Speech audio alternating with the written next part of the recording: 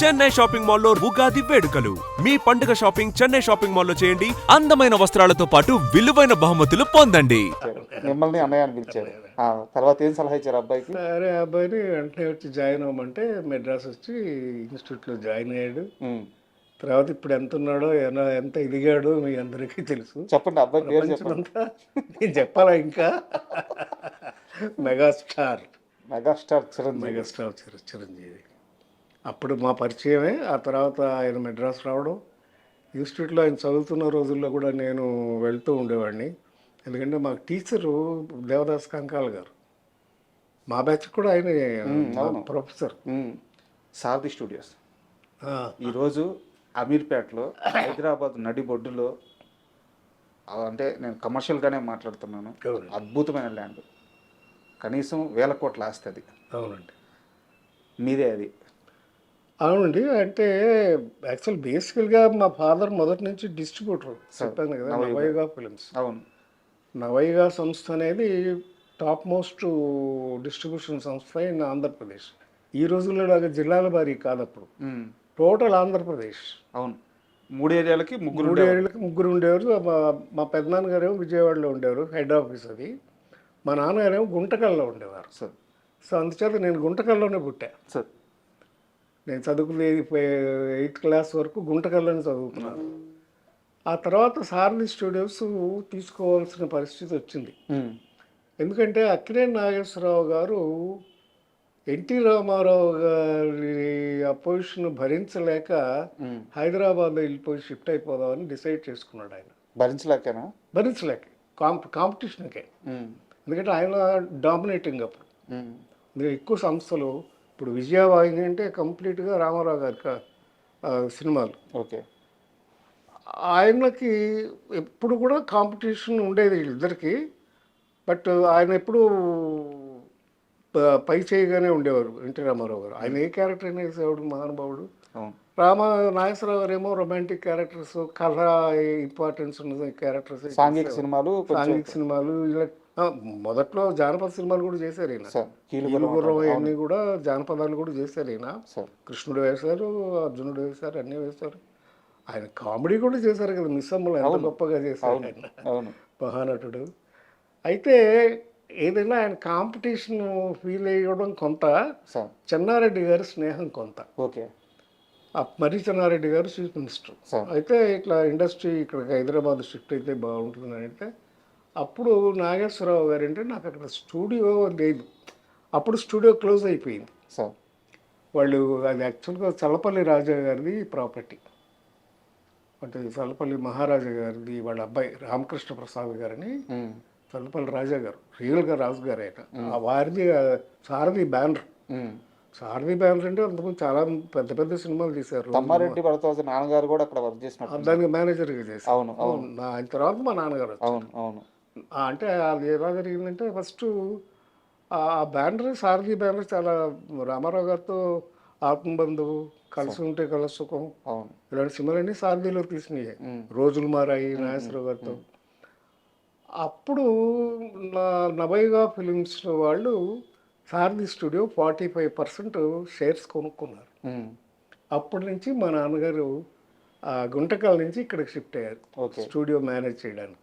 64లో 64 నుంచి సారథి స్టూడియోస్ నాన్నగారే చూసుకున్నారు.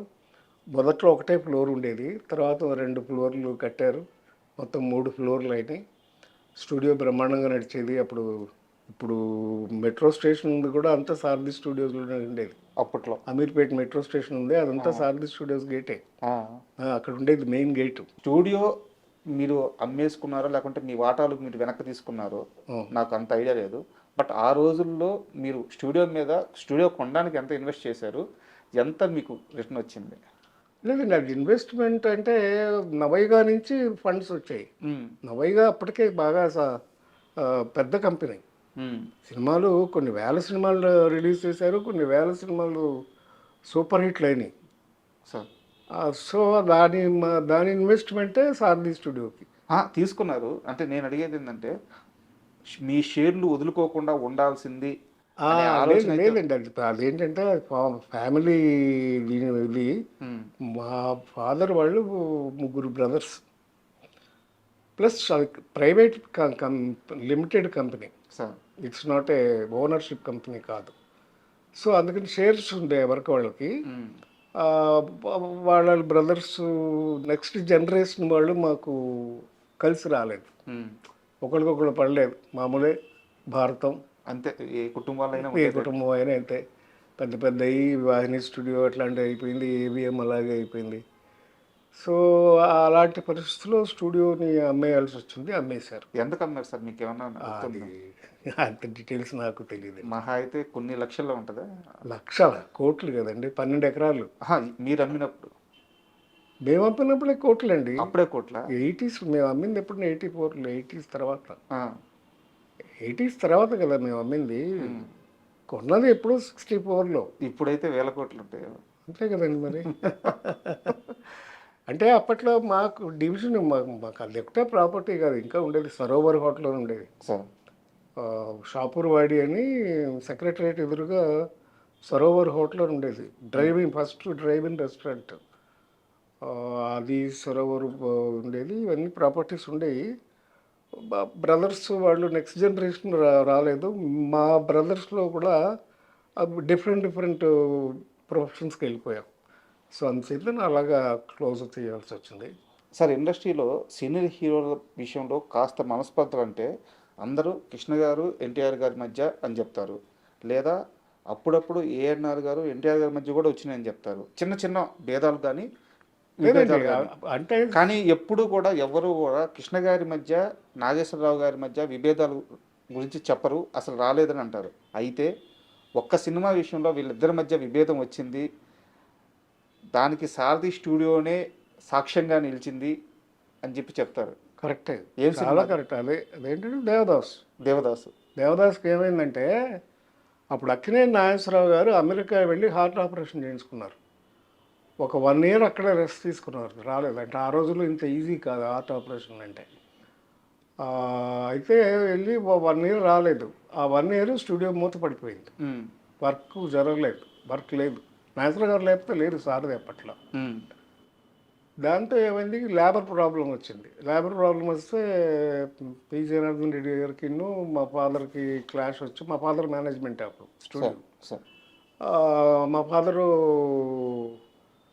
స్టూడియో మూసేశారు, క్లోజ్ చేశారు. నాగేశ్వరరావు గారు తిరిగి వచ్చారు అమెరికా నుంచి.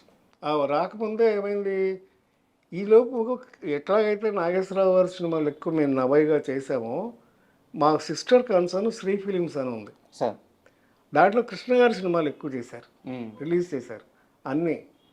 కృష్ణ గారి ఫస్ట్ పిక్చర్ నుంచి అగ్ని సాక్షి అక్కడి నుంచి చాలా సినిమాలు, కృష్ణ గారి సినిమాలు కూడా వాళ్ళ సొంత సినిమాలు, పద్మాలయ సినిమాలు.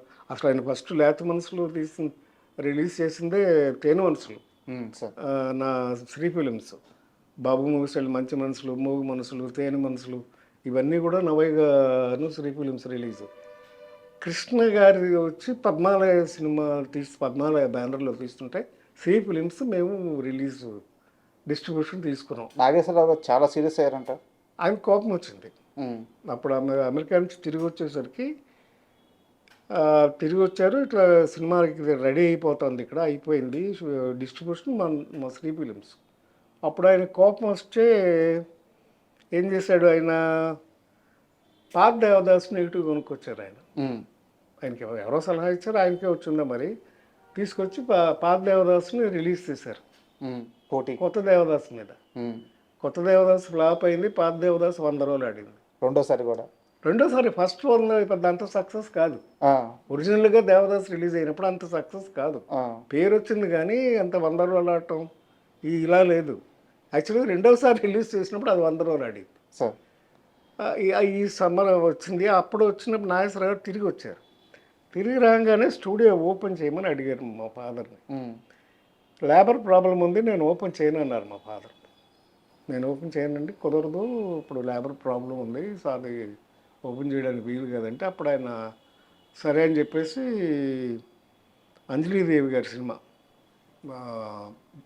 వెళ్ళి బెంగళూరులో షూట్ చేశారు. ఎందుకంటే చెన్నై వెళ్ళటం ఇష్టం లేదు ఆయనకి మళ్ళీ. ఉమ్, చెన్నై ఎప్పుడు వెళ్ళేవారంటే అక్కడ సొంత స్టూడియో ఉంటే ఉమ్, దానికి మాత్రం వెళ్ళేవారు షూటింగ్. అది ఆయన మనసులో పెట్టుకున్నారు, ఇప్పుడు అలాగే చేస్తున్నారు. ఇప్పుడు ఈ విజయ కానీ అక్కడ స్టూడియో ఉంటుంది, వీనస్ కానీ అక్కడ సొంత స్టూడియో ఉన్న వాళ్ళకైతేనే మెడ్రాస్ వెళ్ళేవారు, లేకపోతే ఇక్కడి నుంచి మెడ్రాస్ వెళ్ళేవారు కాదు. సార్. ఇక్కడే ఆయన ఫిక్స్ అయిపోయారు, హైదరాబాద్లోనే ఉండాలని ఫిక్స్ అయిపోయి ఇక్కడికి వచ్చేసారు. ఉమ్, అప్పుడు బెంగళూరులో షూటింగ్ చేశారు. చేస్తే అప్పుడు ఇంక నాకు సొంతంగా స్టూడియో కావాలని డిసైడ్ చేసుకుని అప్పుడు అన్నపూర్ణ తీసుకోవడం ఇవన్నీ జరిగినాయి. మొన్న నాగేశ్వరరావు గారు పోకముందు